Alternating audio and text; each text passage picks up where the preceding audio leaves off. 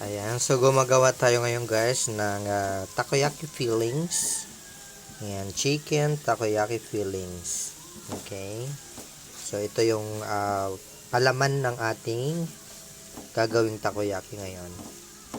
Very nutritious ito guys kasi marami po itong gulay katulad po ng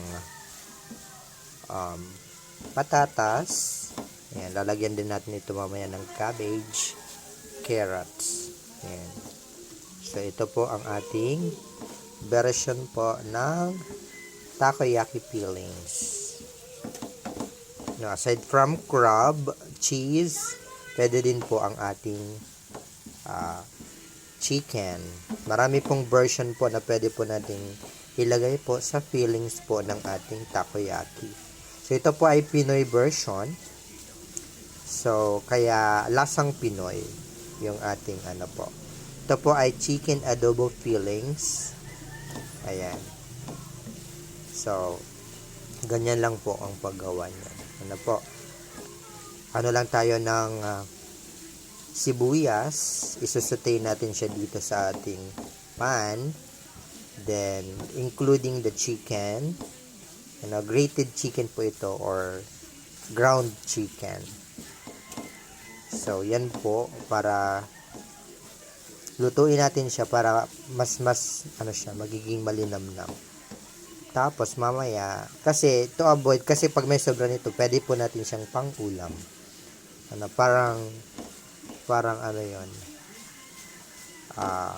magtagal yung ano natin, itong fillings. Kasi pag may tira, pwede itong pang-ulam, diba? So double purpose po yan, fillings. Hindi gaya ng fillings mo sa ex mo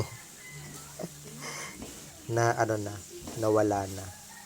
Ito, pag natikman mo to, mas masarap, malinamnam. Ayan. So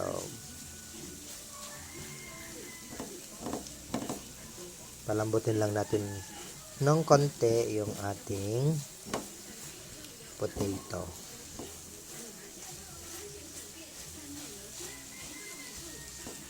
Sa gusto kong gumawa guys ng ng takoyaki fillings, pwede. Provided kapag gumawa kayo ng takoyaki balls, ay meron tayong takoyaki pan o kaya naman yung machine. Mura lang naman yung machine nito guys, nasa 2,000 siguro yan, yung takoyaki pan. Pero ako, ang gamit ko kasi pan lang, hindi ako gumamit ng machine.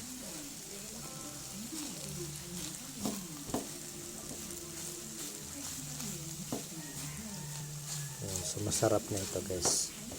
Pwede na itong hanguin para mag-ready na tayo doon sa batter ng takoyaki batter.